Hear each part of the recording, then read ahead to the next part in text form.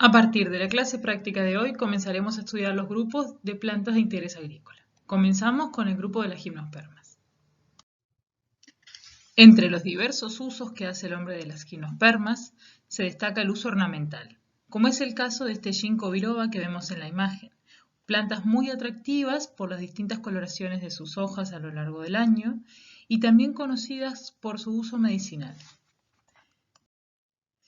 También podemos encontrar a las cicas, que son estas plantas con forma de palmera enana, muy utilizadas en jardines, tanto para la decoración interior como exterior, atractivas por sus brillantes colores y lo conspicuo de sus estructuras reproductivas. Otro de los usos destacables de las gimnospermas es el uso forestal. Por ejemplo, en nuestro país, el 30% de las plantaciones forestales corresponden a gimnospermas. Dentro de estas, las utilizadas son las plantas de Pinus, cuyas dos especies más usadas son Pinus taedas y Pinus elioti. Los bosques de Pinus que se plantan en nuestro país se destinan a la producción de madera sólida. Así como estos mencionados, existen otros tantos usos de las gimnospermas por el hombre, razones por las cuales nos interesa entenderlas, conocerlas y así optimizar su uso, su plantación y utilización como plantas de interés agrícola. A lo largo de este práctico comenzaremos introduciendo las gimnospermas, los grandes grupos que pertenecen al grupo de las gimnospermas, luego nos concentraremos en el grupo de las pinales, conocidas también como coniferales, donde veremos características más particulares de este grupo, especialmente sus estructuras reproductivas. Para ubicar a las gimnospermas vamos a retomar el árbol filogenético de las embriofitas. Embriofitas son las plantas que producen embrión. Aquí podemos ver, distinguidos por barras de diferentes colores, a los grandes grupos donde se concentran las plantas, clasificadas según características genéticas y morfológicas. De la izquierda a la derecha comenzamos con las briofitas, las licofitas, los polipodiópsidas. Luego viene gimnospermas y las angiospermas, aquí clasificadas en tres grandes grupos: las angiospermas basales, las monocotiledóneas y las pseudicotiledóneas. Las gimnospermas son el grupo hermano de las angiospermas y a estas dos se las denomina espermatofitas, lo que significa plantas que producen semillas.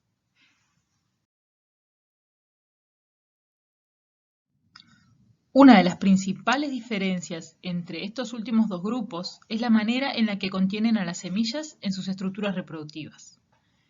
En las gimnospermas, las semillas maduras están expuestas, no quedan recubiertas por otros órganos. A esto le debe el nombre del grupo, ya que el prefijo gimno significa desnuda.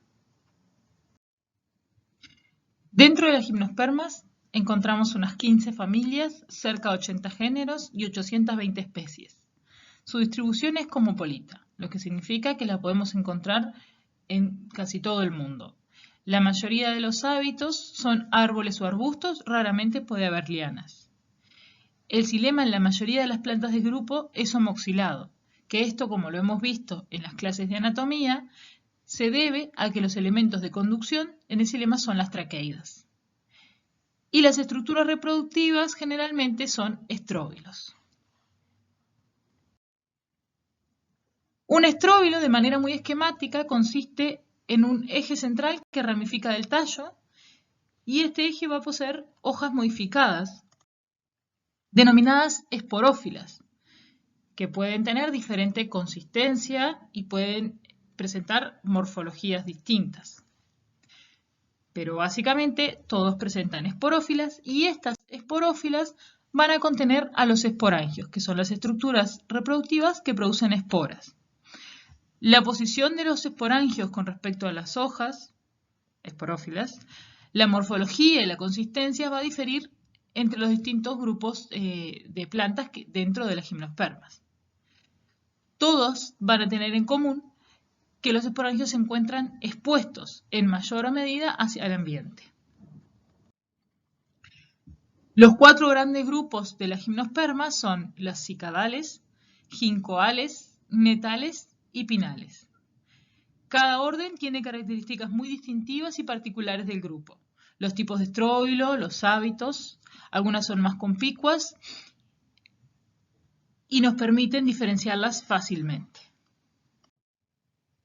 Las plantas del orden Cicadales tienen aspecto de palmeras enanas con hojas pinnadas. Son plantas dioicas y las estructuras reproductivas se desarrollan en las yemas apicales. Los megasporangios se encuentran en hojas modificadas denominadas megasporófilas y los microsporangios en estróbilos alargados en forma de conos erguidos. Los ginkgoales son un grupo con una sola familia y una sola especie, Ginkgo biloba. Son plantas muy antiguas y se consideran extintas en manera salvaje.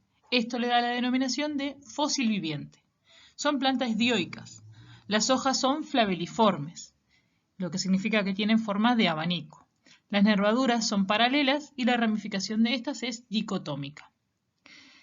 Las hojas suelen estar divididas en dos lobos, lo que le da la denominación a la especie de Ginkgo biloba.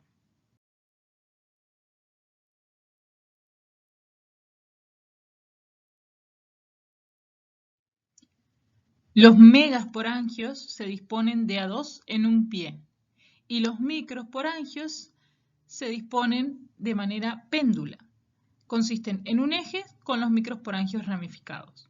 Nótese que en este caso las estructuras reproductivas no poseen esporófilas. El orden Netales se compone de tres familias. Son plantas dioicas y de hábito variable. Es el único grupo de las gimnospermas en el que tenemos una especie nativa. Esta está en la familia Ephederaceae, una familia que presenta plantas con ramificaciones verticiladas y tallos usualmente estriados, verdes y fotosintéticos. Ephedra tuidiana es la especie nativa que tenemos en Uruguay. Puede encontrarse asociada a matorral costero o algunos tipos de bosques. Las hojas son escamosas, pequeñas, dispuestas de manera verticilada en los nudos. Los estróbilos megasporangiados constan de una serie de brácteas opuestas coloridas, las basales estériles y en el ápice se encuentran dos megasporangios. Y la micrópila apunta hacia arriba, hacia el exterior. Los estróbilos microsporangiados también constan de varias brácteas basales estériles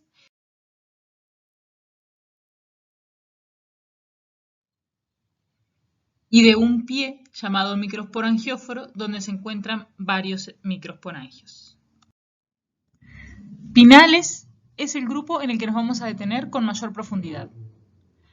Aquí están las plantas que conocemos como coníferas. Este nombre se debe a que el tipo de estructuras reproductivas, o sea, el tipo de estróbilos que poseen la mayoría de las especies, posee forma de conos. A este grupo pertenecen la mayoría de las plantas con interés agrícola en las gimnospermas. El orden Pinales consta de 7 familias, 68 géneros y unas 614 especies. Pueden ser plantas dioicas o monoicas. Las características diagnósticas de las pinales son la presencia de canales de resinas que son visibles en los cortes anatómicos, tanto en el sistema vascular como en el parénquima de la corteza.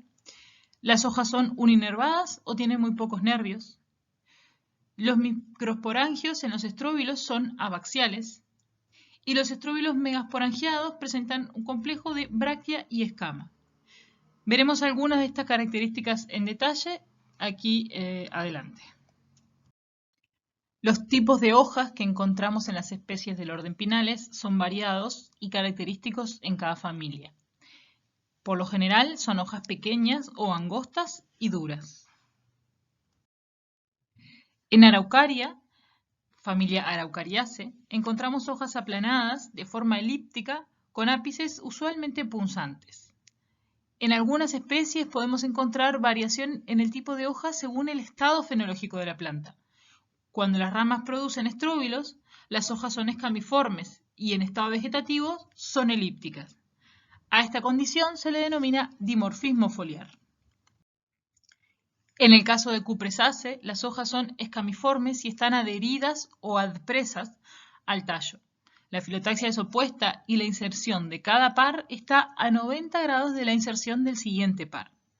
Por lo consiguiente, si observamos una ramilla, veremos a una de las hojas de un nudo de frente y a las dos del siguiente nudo de lado. A esta disposición de las hojas se le denomina decusada.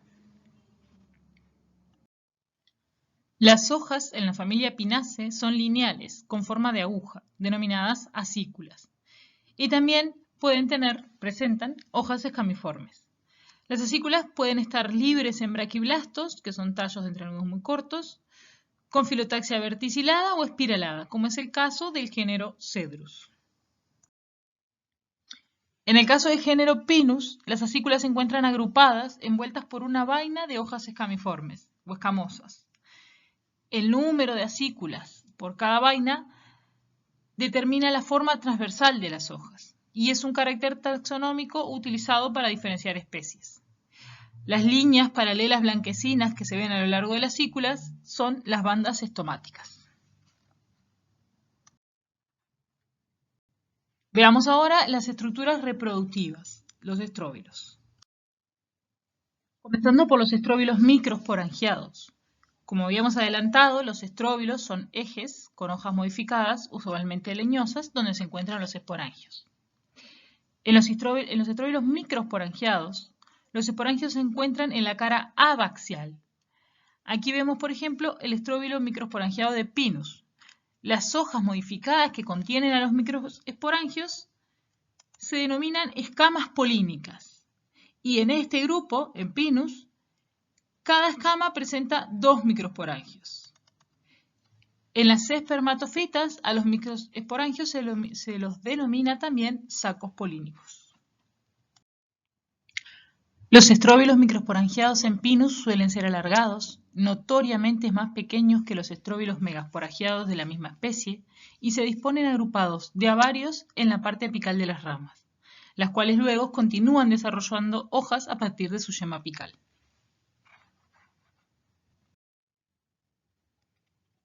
Los estróbilos microesporangiados de Araucaria son alargados, oblongos, y se disponen de manera terminal y solitarios en los ápices de las ramillas. La yema apical concluye en un estróbilo. Y son colgantes o péndulos. Las escamas polínicas se disponen de una manera helicoidal y son peltadas. Esto significa que la parte más exterior es ancha y parcialmente aplanada y posee un pie que la une al eje central. Cada escama polínica posee hasta 20 microesporangios o sacos polínicos. Los estróbilos microesporangiados de Cupressus también se disponen de una manera terminal en los ápices de las ramillas. Son pequeños, alargados y a menudo no se distinguen fácilmente en las ramillas. Las escamas polínicas se disponen de una manera helicoidal. También son peltadas o subpeltadas. Y cada escama posee de 2 a 10 sacos polínicos. Analicemos ahora a los estróbilos megasporangiados. Estos suelen ser cónicos o globosos y consisten en un eje con hojas modificadas dispuestas de a 2 en un complejo denominado bráctea-escama. Estas son conocidas como bráctea tectriz y escama ovulífera. La escama ovulífera es la que contiene al megasporangio. Aquí vemos el ejemplo de los estróbilos megasporangiados en Pinaceae. En esta familia, la escama y la bráctea están libres entre sí. La relación del largo entre escama y bráctea es variable según la especie y aporta un carácter taxonómico muy usado para diferenciarlas. En Pinaceae, cada escama contiene 2 megasporangios. En embriofitas, el megasporangio es denominado óvulo. Los estróbilos megasporangiados en Pinaceae se polinizan en un estado muy temprano de desarrollo. La fecundación se dará un año después y pasado otro año se abren totalmente los estróbilos para liberar las semillas. Las semillas por lo general están acompañadas de una estructura membranácea derivada de la escama que le permite planear con el viento. A estas se las denomina semillas aladas. Los estróbilos megasporangiados de Araucaria son erectos. La escama y la bráctea están total o parcialmente fusionadas entre sí, según el género del que se trate. En caso de estar funcionadas, es posible aún diferenciarlas en la parte más externa de sus ápices puntiagudos. Cada escama posee un solo óvulo o megasporangio. Los estróbilos megasporangiados se desarticulan totalmente en la madurez, liberando así las semillas, que van a liberarse recubiertas de la escama y la bráctea. Los estróbilos megasporangiados en Cupressus son globosos y suelen ser más pequeños que los demás grupos. En estos, escama y bráctea están fusionadas totalmente y no son diferenciables. El complejo escama-bráctea es peltado o basifijo. Cada escama posee entre 1 y 20 óvulos. Los estróbilos se abren en la madurez para liberar a las semillas, que son pequeñas y planas, para mejorar su dispersión. Entre las pinales existen varias especies en las que se consumen sus semillas por ser fuente de carbohidratos. A las semillas comestibles se las denomina genéricamente piñones. En Pinus se consumen semillas de varias especies. Pinus pinea, Pinus edulis son las más comunes consumidas en Europa y Norteamérica respectivamente. En Sudamérica se consumen los piñones de Araucaria angustifolia. Varias especies también tienen propiedades medicinales o culinarias. Este es el caso de Juniperus communis, conocido como enebro, muy utilizado en cremas, ungüentos, aceites, así como condimento de diversas elaboraciones. Los estróbilos carnosos de esta planta son los que aromatizan la ginebra. Las coníferas están muy integradas a nuestra cultura, y si por alguna razón no conocemos ninguno de los productos mencionados anteriormente, es imposible que no hayamos visto una conífera natural o artificial adornada cada diciembre. Con esta introducción y en conjunto con la clase presencial, el objetivo es que puedan distinguir los grandes grupos de gimnospermas, conocer y poder también identificar las características vegetativas en pinales, conocer e identificar las estructuras reproductivas de pinales, los megasporangios y los microsporangios, y poder diferenciar entre las familias de pinales tanto a nivel de características vegetativas como características reproductivas. Gracias.